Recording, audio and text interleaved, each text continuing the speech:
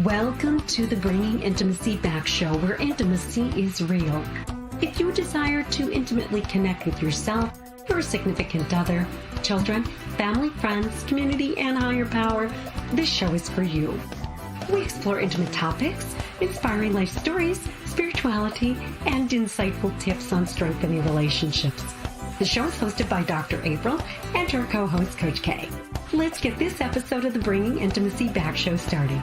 We share with you today the secret power to intimacy to create a life you love or love the life you create. Now, here's your host, Dr. April, and co-host Coach K. Intimacy. Okay. Welcome to the Bringing Intimacy Back show, where intimacy is real. Welcome, Coach K. How are you doing? I am doing great. How about yourself? Good. Happy June. June is like the month of, like summer and love and just my birthday. Oh, your birthday. Yeah. Yes, the Gemini love is real. Good. Are you doing anything special for your birthday?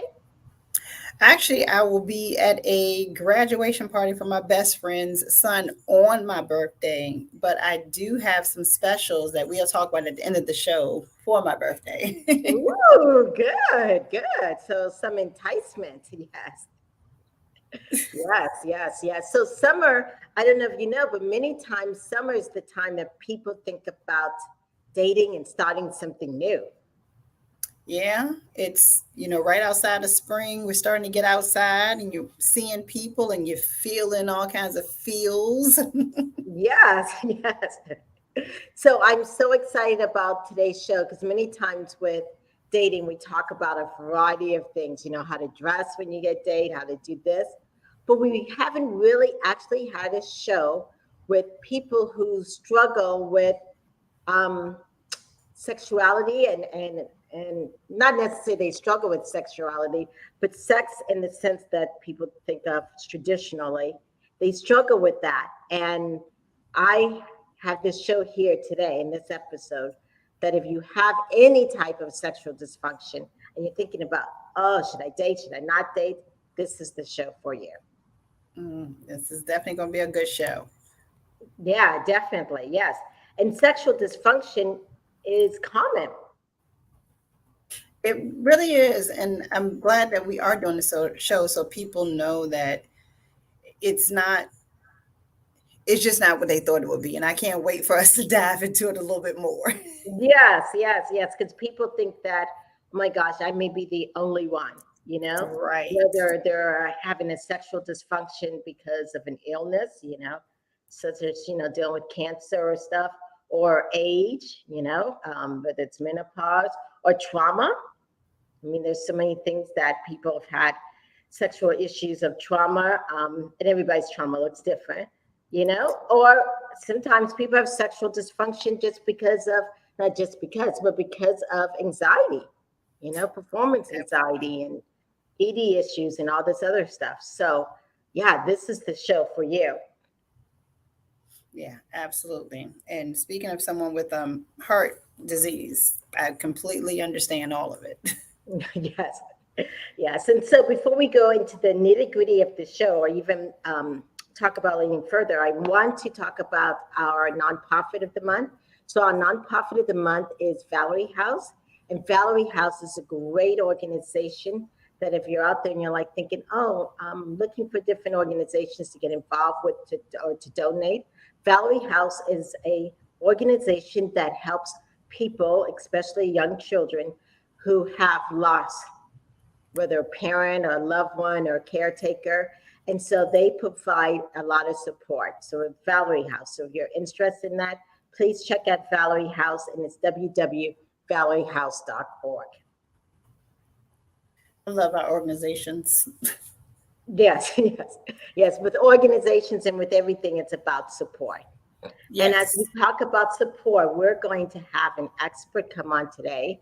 And like I said earlier, this is one of the topics we've never discussed before, dating with sexual dysfunction. And we have someone who is not only going to bring us information, but some technology with this too.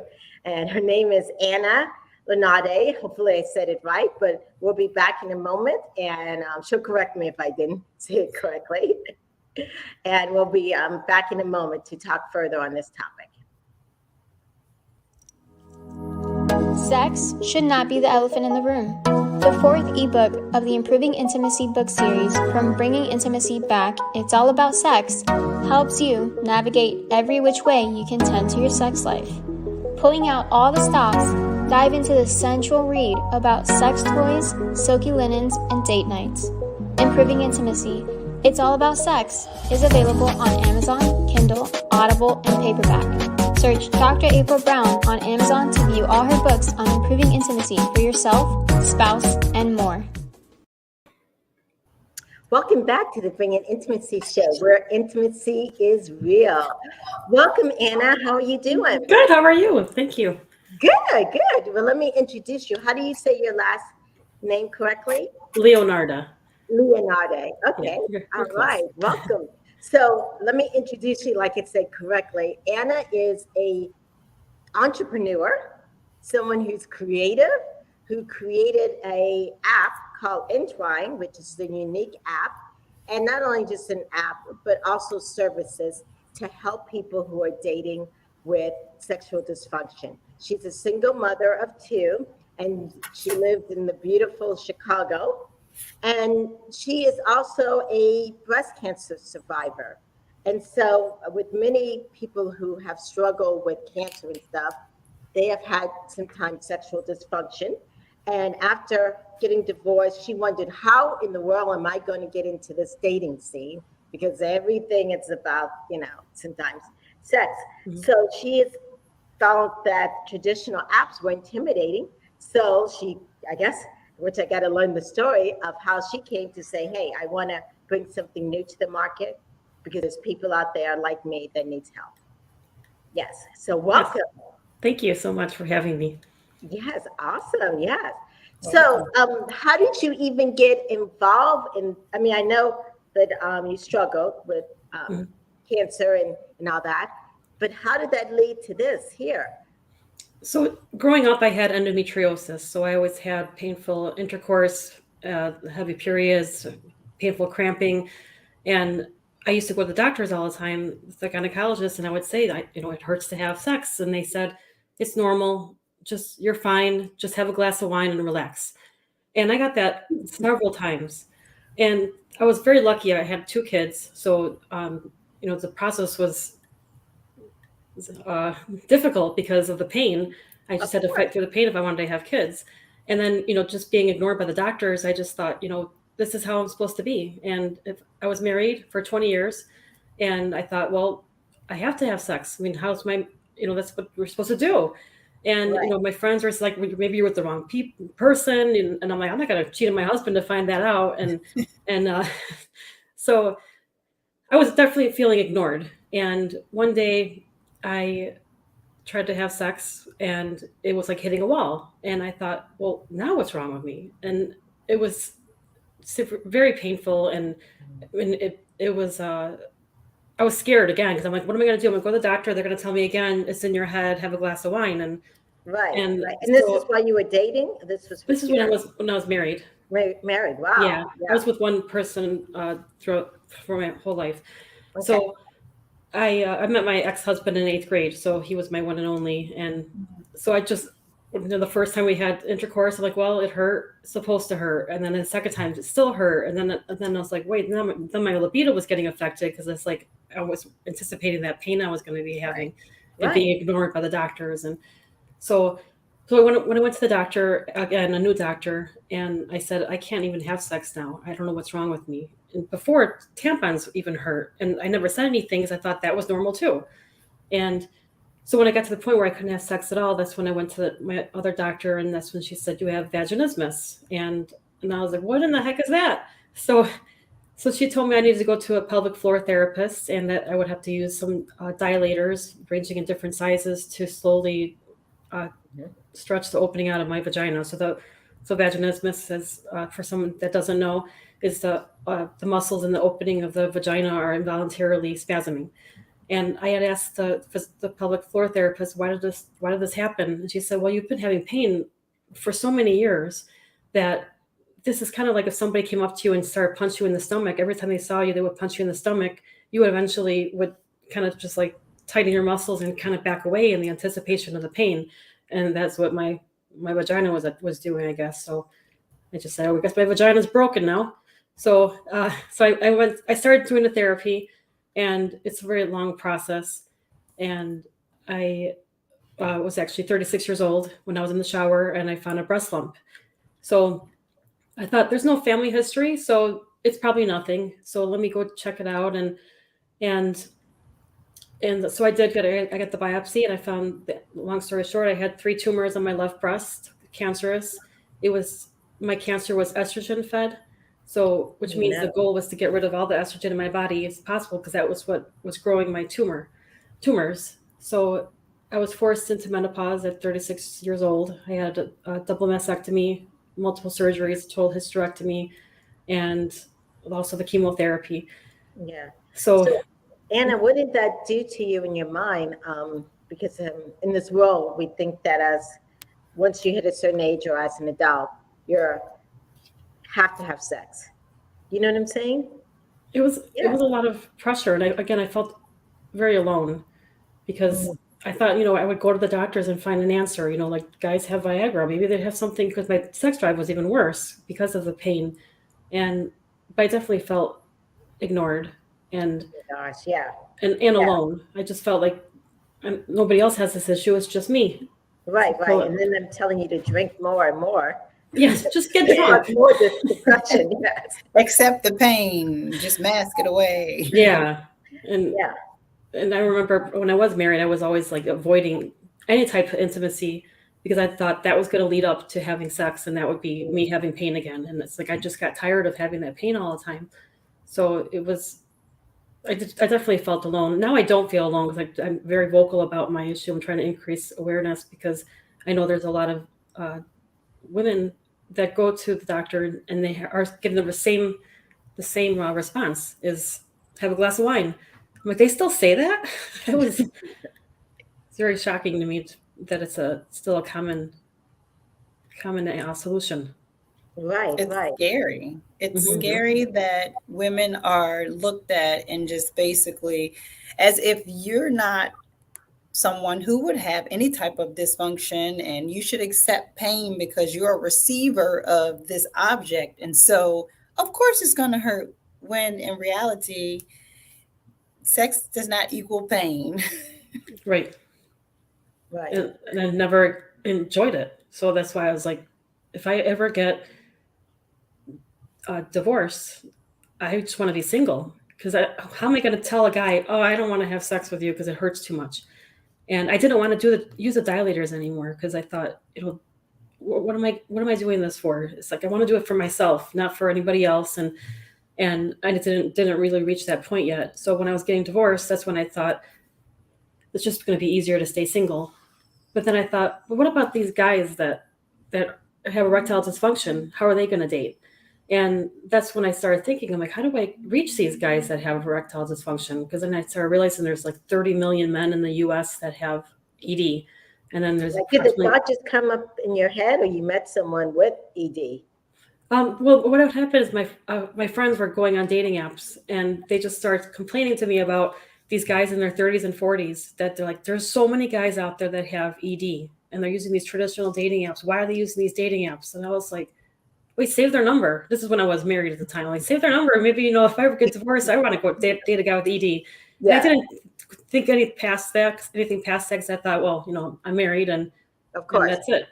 Right. So when I was going through the divorce, that's when I started thinking about those guys that were rejected by my friends, and I'm sure by many others. And I thought, well, what if they just decide to stop dating because they're alone and they're scared to be rejected and embarrassed. And then I thought, I know I'm not the only one that has vaginismus. I started reading support groups on Facebook of women having the same issue, or breast cancer patients having the same issue, where they just don't want to have sex anymore. And I thought, well, we deserve to be loved too. So I'm like, well, I'll just be single. Then I thought, no, I need to help. I need to do something. I thought, why did I have endometriosis, a broken vagina, and breast cancer? There's a reason why. And at first I thought it's to help other people that are going through breast cancer. So I started doing that for a while. And anybody newly diagnosed or any kind of cancer scares, I would talk to them.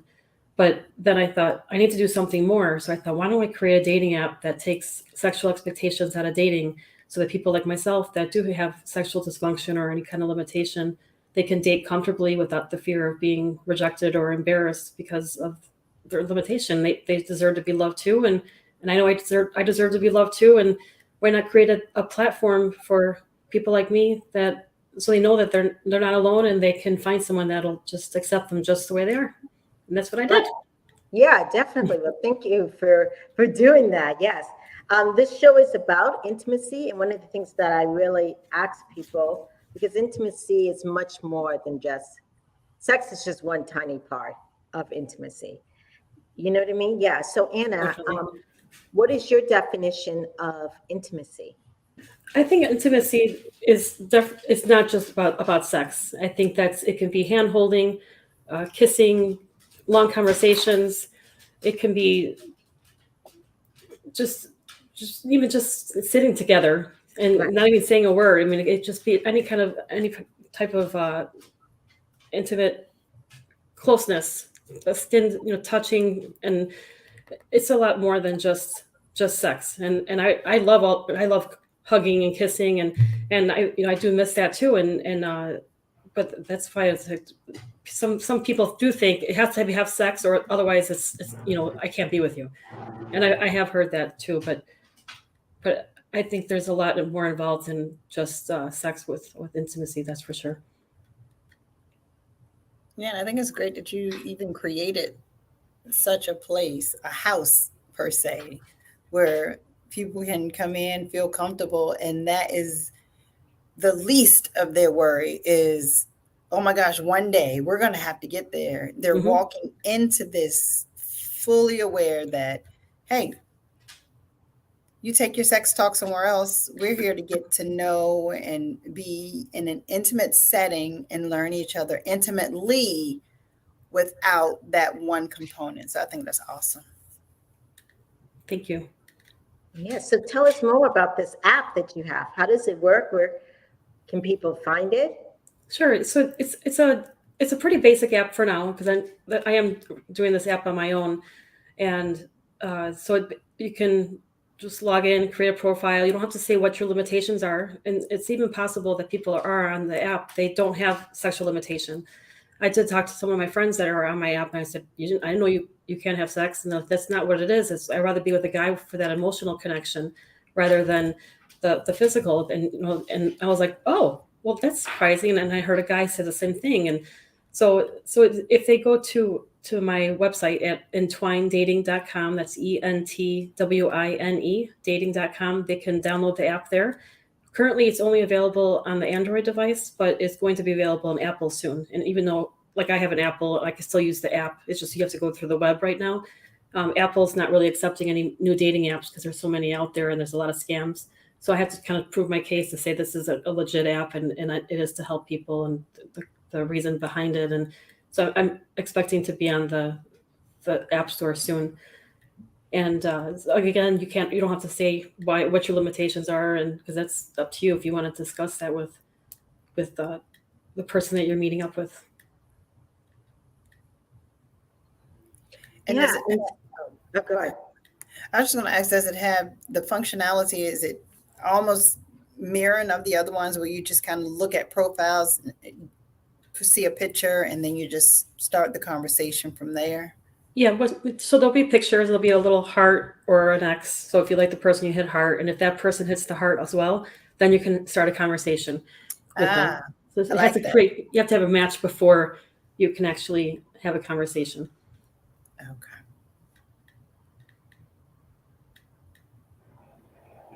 And so also with that, has that built up your confidence? Because I know sometimes, and you have a blog on broken vagina.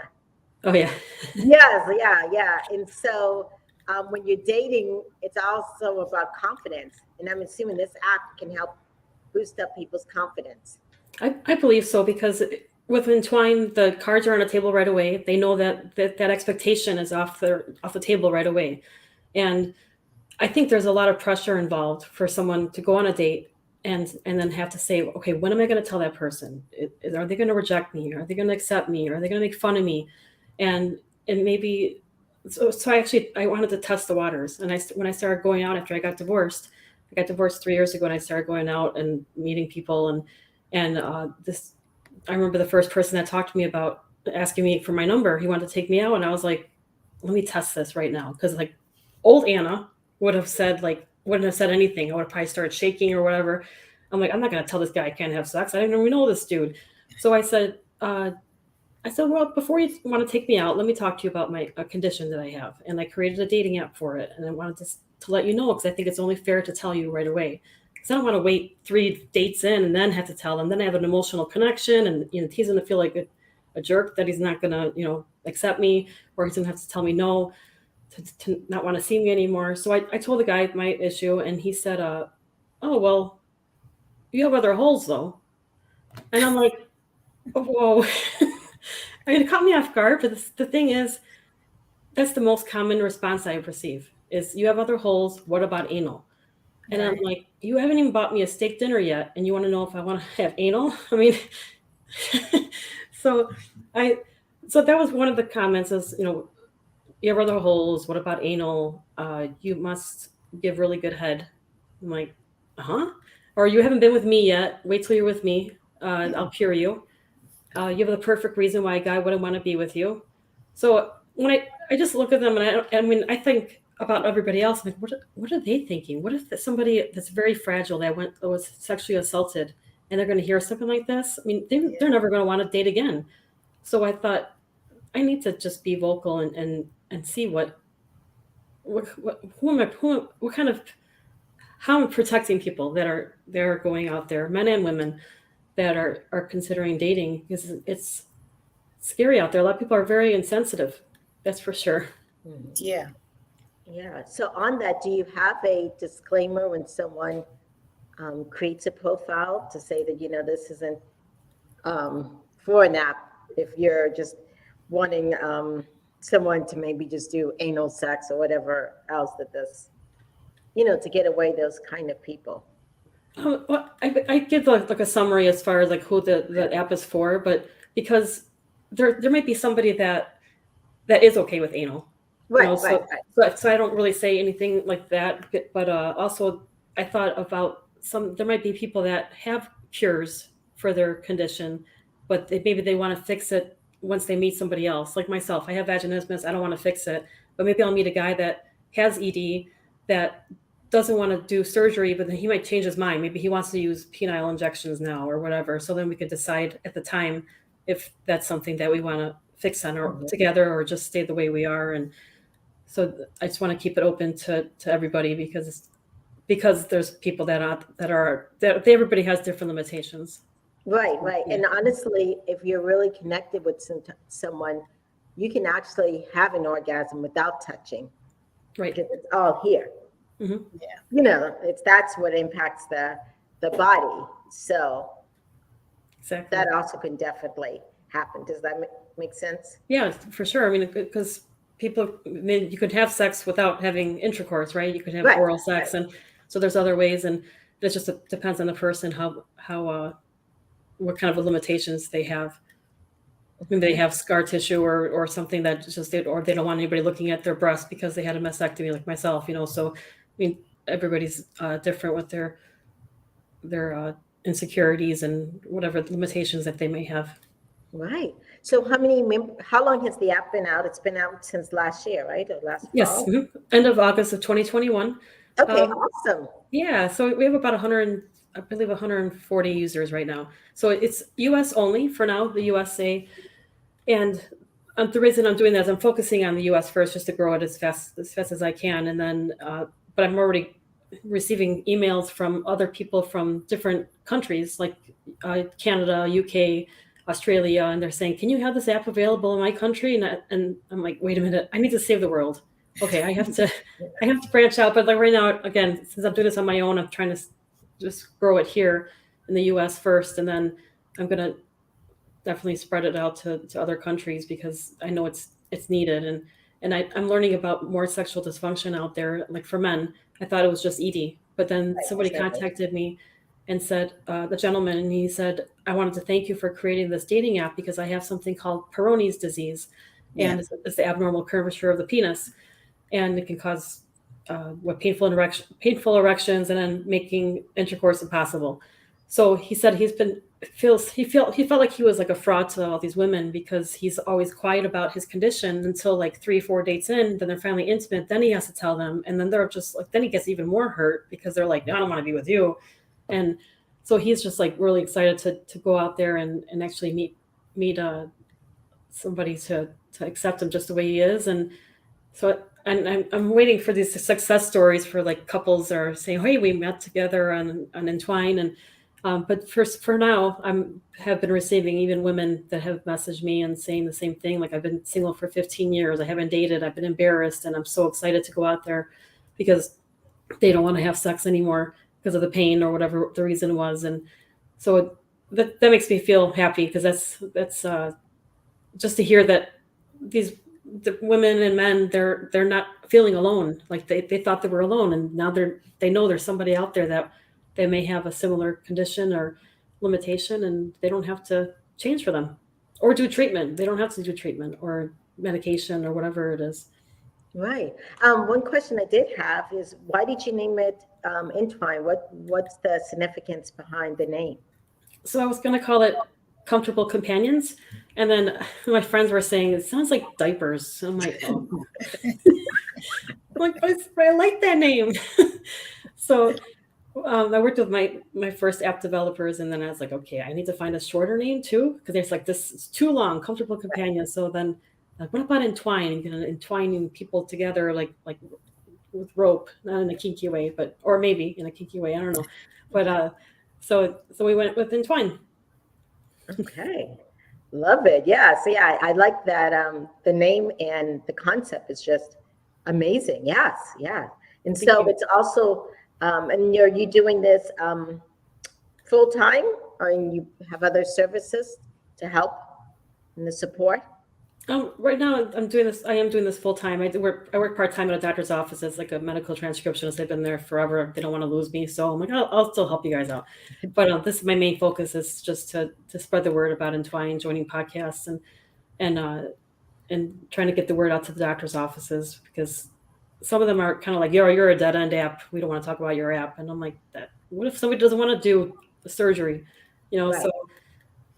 Or in conjunction with the surgery, that would, to me, for a doctor to say, we absolutely can do this procedure. And in the meantime, because no matter what that ailment or whatever that dysfunction was still a part of their journey. Mm-hmm. So, even being on the app, even after the, fix or whatever, mm-hmm. Still, I think that paired with the doctor's office, if you spun it like that and they understand that, it would probably make them more open to, okay, if I'm on this app, I'm comfortable talking about the surgery because some of the people here have also been in the same place.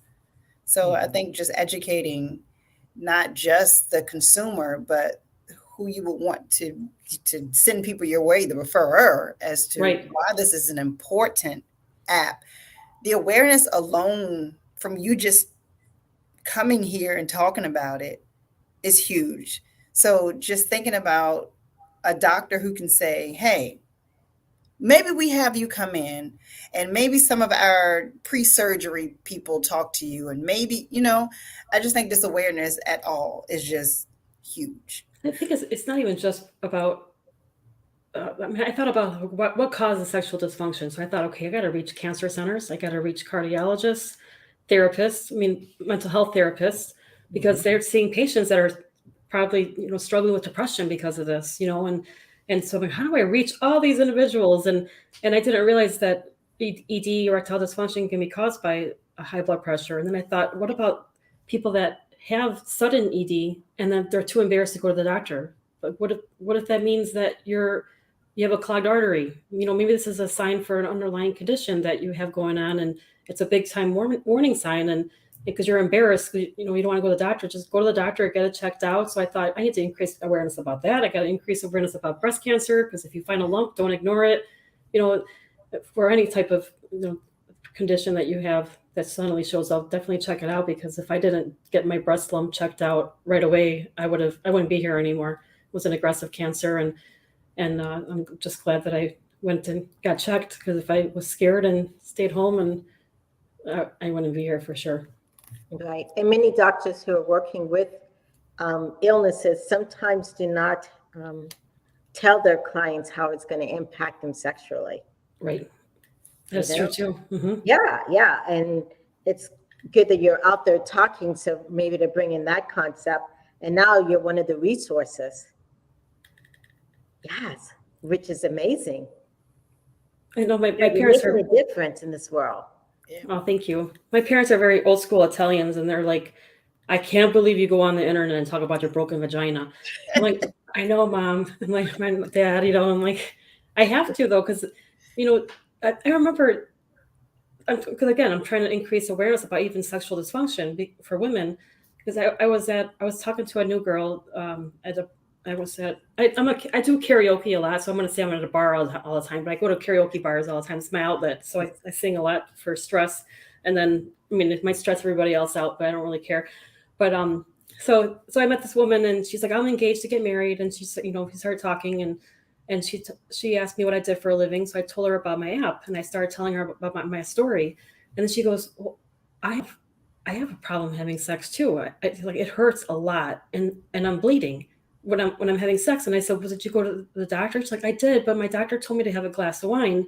And then I'm like, oh, like what? This is like a few months ago. I'm like, no, they still say that. So I told her, like, you need to get it checked out before you get married, because, don't just, because what if she just didn't do anything? Because the doctor said she's fine.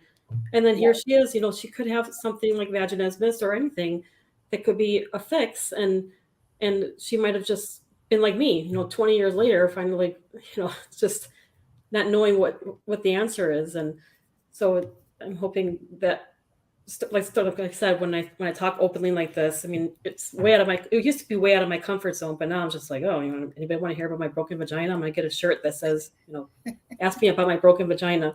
But that is my goal, is to help other people that are feeling like they're alone and have been told by their doctors, just, it's all in your head, you're fine. Right. There's not going to be an answer. And your vagina is actually empowering people. Right. So you have an empowering vagina. Yes. Oh, I've never heard of that. Ooh. I got a shirt for that too, maybe. I don't know.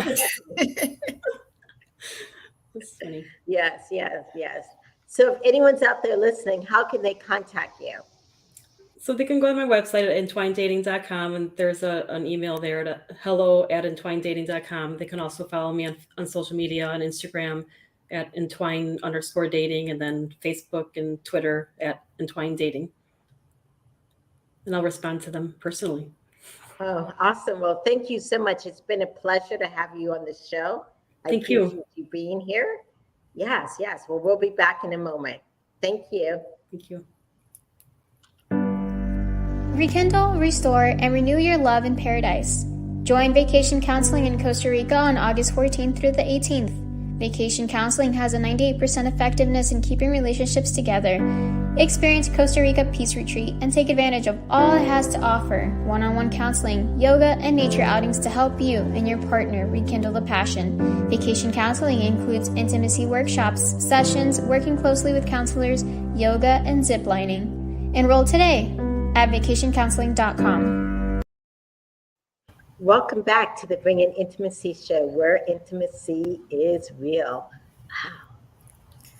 Great show. And that really speaks to the overall premise of the show, bringing intimacy back and looking beyond that one element of intimacy. So glad that we had our empowered vagina on the show. Yes. And I'm definitely going to be telling people about this app, Oh, yeah. Yeah, definitely. Mhm. Well, I'm so glad that we had that. I'm glad that we got the conversation started. Shows like this are amazing, especially when we're able to get those conversations started. And speaking of getting those conversations started, we have more conversations that'll be going on throughout this month. So some of our upcoming shows that are coming. So on June 23rd, we have Tracy Owen that's coming with Giving Voice to Female Sexual Pain. On June the 30th, we have Coach Lee Hopkins with Developing Intimacy with Yourself and Others. And then on July the 7th, we have Andre Paradis with What is the number one reason men and women fail in love? Some great shows coming up. Yes. Yes. So stay tuned to Bringing Intimacy Back. Where can they find us, Coach K? Definitely. If you are listening to us, I want you to make sure you are subscribing to that YouTube channel. If you are on Facebook, if you are on Instagram, if you are on Clubhouse, because today we are there as well. So welcome to our Clubhousers. So make sure you are following the Bringing Intimacy Back, spelled just like that, Bringing Intimacy Back. And follow us on all social media, Facebook, Instagram, LinkedIn, YouTube, and Twitter, and Clubhouse.